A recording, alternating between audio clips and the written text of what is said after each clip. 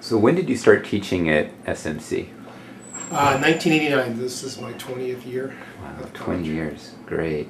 Can you tell us a little bit about what we're seeing in this video? Well, the day that you came in and taped, I was beginning a section on geometric optics. So we were starting with mirrors, which had to do with the law of reflection. So the goal was to get students to understand how we can apply simple geometry to reflective optics. That is, when plane mirrors you look at in the bathroom wall, or curved mirrors you might use to magnify things. And what helps you teach this class successfully? I think, well, one thing is a little personal thing that probably does, is that I wasn't initially a success at physics.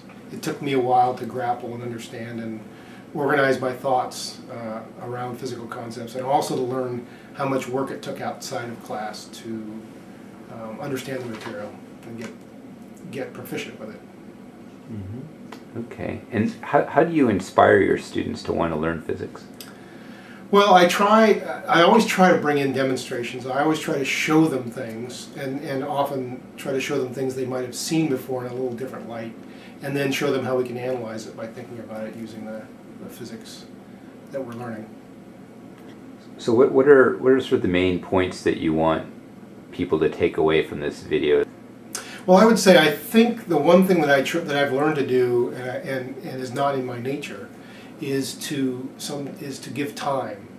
So when I ask a question, I'm not going to answer it myself immediately. I think that took me a while to, and I'm still not perfect at it. Sometimes I'm impatient and I want to move on, but I really try to ask a question and intend to have it answered by the students rather than simply as a rhetorical question. So I try to show them something, I try to draw something, and then ask them to start filling in the steps. And my goal is to get them to do the thinking.